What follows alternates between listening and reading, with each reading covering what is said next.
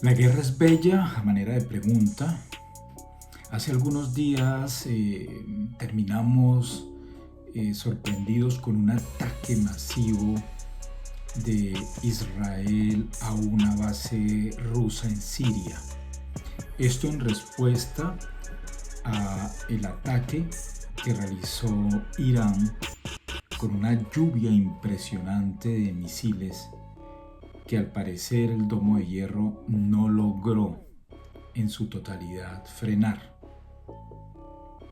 Hace pocos días también en la ONU Rusia había responsabilizado a los Estados Unidos del atentado al oleoducto de Nord Stream. Tenemos pruebas, dijo Sergei Lavrov, ministro de Relaciones Exteriores de la Federación. Macron envía autos de guerra al Golfo Pérsico tras haber realizado una jugada olímpica. Los Juegos le dejaron grandes enseñanzas. Pasarse por la galleta, decimos en el argot popular en Colombia, que se traduce en un robo descarado de las elecciones que él mismo convocó tras haber disuelto la Asamblea Nacional. Algo que en otro país se hubiese condenado ampliamente, así el presidente tenga potestad para ello y así el nuevo Frente Popular no haya ganado ampliamente las elecciones, pero ganó las elecciones. Esto se traduce en un autoritarismo inaceptable en toda democracia.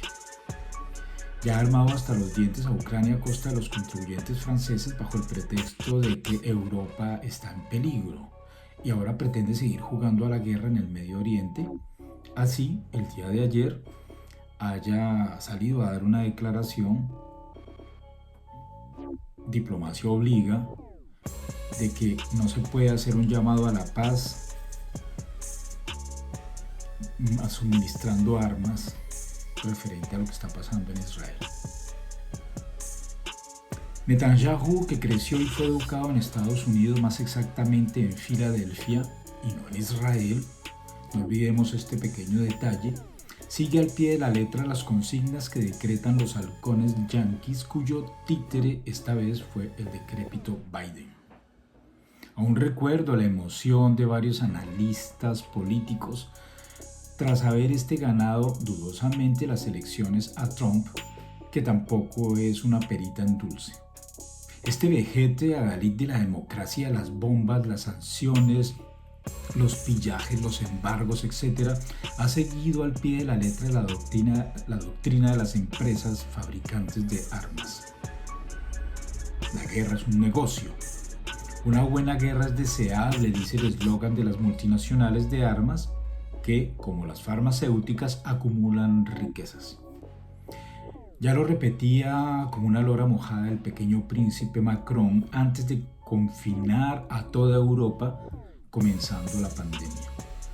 Estamos en guerra, inoculando el miedo y luego obligando a todos sus ciudadanos a vacunarse, y el que no lo hiciera, voy a hacerle la vida imposible. Je vous emmerde, repetía este presidente. ¿Y qué significa esto? ¿Sí? Luego se supo que las empresas farmacéuticas hicieron un beneficio de más de 50 millares de euros. Y todo esto como preparándonos a lo que hoy estamos viviendo y lo que está por venir, que de no frenarse será peor. Solo las ciudadanías libres y emancipadas pueden frenar a estos desquiciados amantes de la guerra. Y los juegos de la guerra liderados por la OTAN en Polonia, bajo el nombre de Europe Defender, a pocos días del confinamiento mundial por la pandemia inventada, se anticipaba el conflicto contra Rusia, donde la pobre Ucrania es el comodín de los señores de la guerra. Antonin Artaud, el alienado más lúcido de la historia, ya lo hemos recordado muchas veces, pero hay que seguir recordándolo, denunciaba en su emisión radiofónica de 1947, titulada Para terminar con el juicio de Dios, pour en finir avec le jugement de Dieu, que los americanos, Estados Unidos, estaban inventando un virus para restablecer la idea de Dios, y agregaba con sonidos guturales y glosolarias que en vez de propiciar la creación de obreros, estaba criando soldados mediante la inseminación artificial para pelear todas las guerras planetarias por venir. Esto de la inseminación artificial tenemos que entenderlo como un modelo educativo que se funda en la guerra. Netanyahu, el ejemplo perfecto. Y nos dice entonces Artaud en esa famosa emisión: si hemos de creer en las palabras del poeta, demente y loco según la psiquiatría que persigue y encierra todo lo que huele mal, esa emisión radiofónica estaba alertando sobre lo que sería este país guerrerista en las próximas décadas.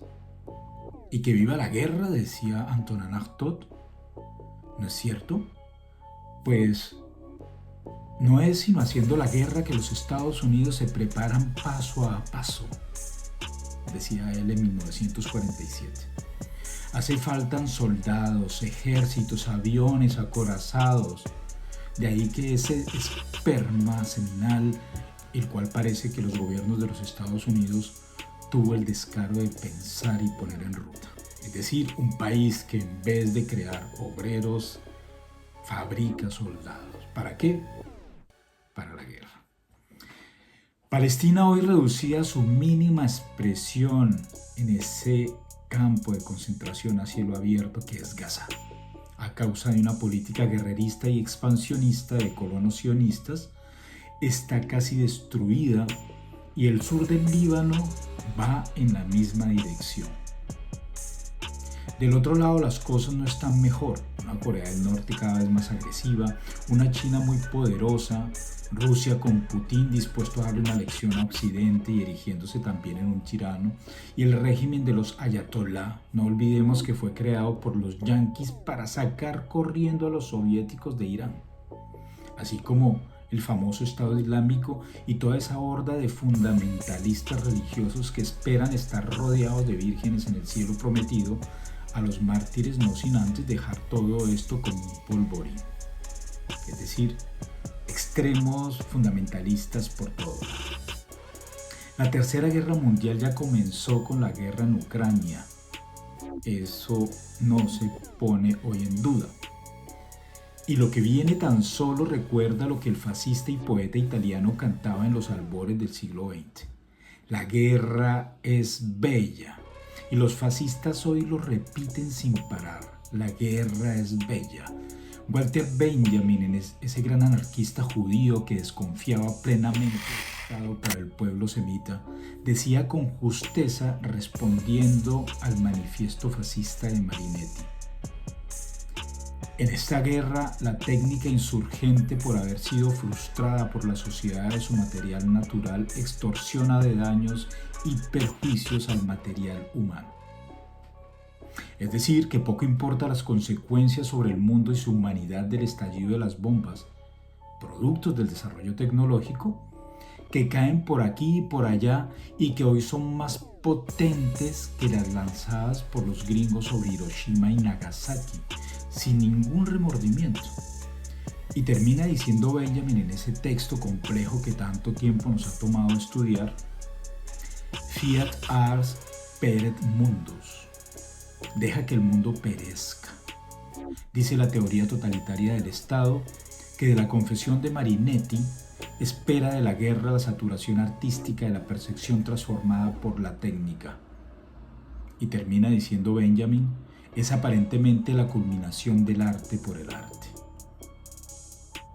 Es decir, de que la guerra es una verdadera obra maestra de destrucción del mundo y de la humanidad. Dejar que el mundo perezca es la divisa fascista de los imperios bélicos. Christopher Nolan, en su magnífica película sobre Oppenheimer, Verme un vistazo crítico, nos recordaba el peligro de esa sinfonía de la muerte y la destrucción que es la guerra atómica. Y eso no es un asunto del pasado, eso es un verdadero peligro. Al menos los señores de la guerra ya saben cómo el mundo puede seguir produciendo con el teletrabajo y la economía puede salvarse. Los humanos y todo lo viviente, eso parece hoy no importarles. Pero la frase de Benjamin con la que termina este magnífico ensayo, la obra de arte en la época de su reproductibilidad mecanizada, de 1935, escrita en francés y revisada por su amigo Pierre Klossowski, en respuesta al compromiso de los intelectuales luego del Congreso Internacional por la Defensa de la Cultura, que estaba en la mira de los nazis y los fascistas, no habla solamente del arte en sí o de las obras de los artistas, como se podría entender en esa época incluso hoy, sino del progreso tecnológico que tanto fascinaba a los fascistas.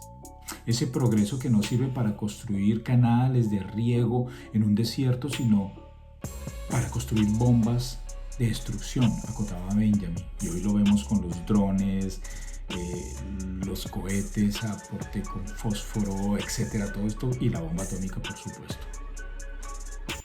También esto hubiese fascinado al propio filósofo anarquista el papel de los medios de comunicación que estaban siendo usados por los estados totalitarios, como lo fue el cine. Esos mismos medios que ocultan unas imágenes, por ejemplo la destrucción que ocasionó los misiles supersónicos rusos enviados por Irán sobre Israel. Y si no hay imágenes, al parecer eso no existió. Y el domo de hierro bloqueó el 90% de los cohetes. Pero esos mismos medios que ocultan unas imágenes, y si no hay imágenes no existe, eso lo sabe todo ferviente creyente, ver para creer. ¿Cuánta falta hacen intelectuales como Jean Baudrillard, que escribía cuando la angustia nos impedía dormir en ese año de 1991, que la humanidad despertó con el bombardeo perpetrado por los yanquis? Notas lúcidas sobre la guerra en su texto, que apareció primero en el diario Liberación y luego se amplió en su libro La guerra del Golfo no tuvo lugar. El verdadero drama, la verdadera guerra, ya no tenemos ni el gusto ni la necesidad de ello, decía Baudrillard. Lo que necesitamos es el sabor afrodisíaco de la multiplicación de lo falso, de la alucinación de la violencia. Es que tengamos el goce alucinógeno de todo, que es también goce, como en las drogas, de nuestra indiferencia y de nuestra irresponsabilidad, por tanto, de nuestra verdadera libertad. Es la forma suprema de la democracia, terminaba él diciendo. Y me llama a mí la atención esta frase. La falsedad, el engaño, la mentira es la forma suprema y violenta de la democracia. Y de eso sí saben quienes enarbolan las banderas democráticas bombardeando el mundo. En esa época el trabajo periodístico fue muy difícil. Solo CNN compartía la propaganda del presidente George Bush, padre, y no hubo imágenes ni las atrocidades cometidas por la coalición dirigida por USA, Reino Unido y Francia contra Irak. Años más tarde, en el 2003, George Bush hijo confesó ante el Congreso de Estados Unidos que tuvo una especie de revelación mística y que Dios le decía que tenía que actuar ya contra ese famoso eje del mal. Así comenzó una guerra que acabó con la invasión de Irak, que tenía supuestas armas de destrucción masiva que nunca tuvo.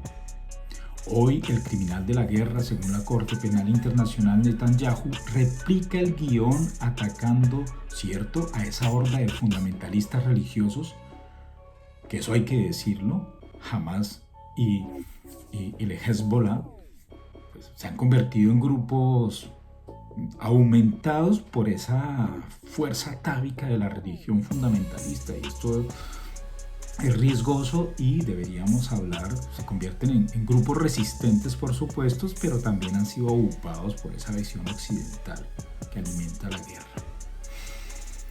Es decir, que insistiendo una vez más en librar una batalla contra ese eje del mal, dice el Estado sionista de Israel, y esta vez Irán en la mira, pero Irán está armado hasta los dientes y ya ha prometido dar un castigo ejemplar a Israel si se atreve a ripostar. Rusia está en la encrucijada y si cumple también lo prometido en la ONU hace pocos días, hará pagar muy caro a Estados Unidos su constante ataque a intereses de la Federación y sobre todo el atentado al oleoducto de Nord Stream.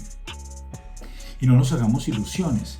Mientras siga habiendo petróleo, oro negro y sus derivados, el Medio Oriente será explosivo. Eso al menos dará un respiro en Latinoamérica de gran interés para los halcones yanquis sobre el litio y el agua, entre otras riquezas naturales. Laura Jane Richardson, la general comandante en jefe del Frente del Comando Sur, ya ha dicho públicamente que Estados Unidos tiene pleno interés en esa región, en el triángulo del litio, Los rusos y los chinos no se han quedado atrás con su apoyo restricto a Cuba, Venezuela, Bolivia y Nicaragua. Se preparan unas buenas guerritas a futuro y para ello los halcones han comenzado a mover sus peones. Argentina, Chile y Bolivia, de ese triángulo del litio en la mira. Estos temas, entre otros, se los voy a compartir a más profundidad en mi libro a venir sobre este orden mundial. No sin antes recordar que las elecciones de los Estados Unidos se juegan sobre este fundamento del juego de la guerra. Ahora usted de responder, ¿la guerra es bella?